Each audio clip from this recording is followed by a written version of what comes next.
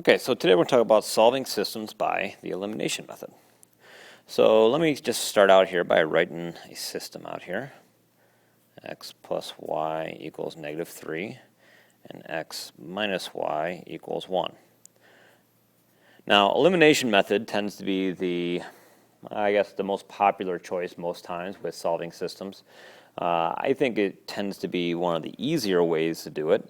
But not always, but I think it tends to be. So how do I do the elimination method? Well, what I'm going to do is I'm going to treat this system kind of like an addition problem. And so I'm going to go so far as to even write a little line right here and put a little plus sign right here. And what I'm going to do is I'm going to combine these together. So I'm going to just add them, quite literally.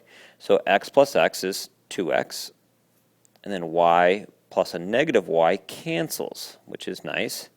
And then negative 3 plus 1 is negative 2. Well, now I have 2x equals negative 2. I'm going to divide by 2. X equals negative 1. So just like that, I figured out what the x-coordinate is of the solution. Now remember, when we're trying to solve a system, what we're basically asking is what point do they have in common? Or if we were to graph these, where would they cross? Well, right here, we've already figured out that it's negative 1 comma something. Now how do I figure out the y-coordinate? Well, I do just like we did with substitution method, and that is I'm going to plug negative 1 back into one of these equations. Your choice, doesn't make a difference, and solve. So let's just say for argument's sake we're going to pick the top one. So we'll just rewrite it here for a second. So I'd rewrite negative 1 plus y equals negative 3. Add 1. Y equals negative 2. And there you go. That's how you go through and solve a system using elimination method. Now I'm sure you're thinking to yourself, well, it can't be that easy. Well, it's not always quite that easy.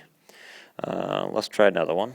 How about 3x minus 2y equals negative 25, and x plus 4y equals 1.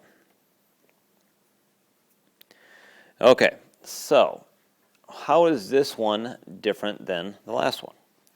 Well, first thing you'll notice is if we're going to go through and add these, okay, you'll notice that if I add, see over here, the y's canceled out, and that's what made this one over here nice and easy.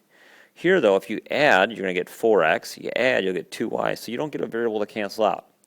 So what you do is you need to make a variable cancel out.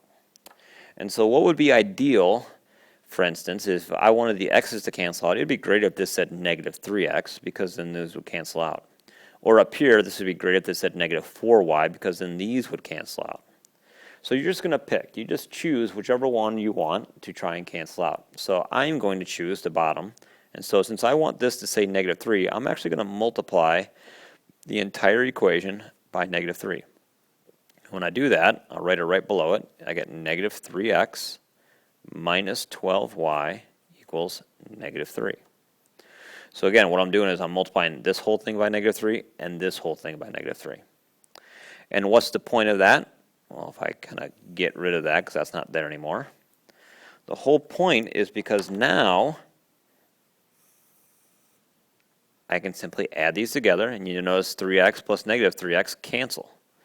Negative 2y minus 12y is negative 14y. And negative 25 plus negative 3 is negative 28. Divide by negative 14. Y equals 2. Just like that. So I've figured out the y-coordinate for our solution. It's negative 2. Or probably positive 2.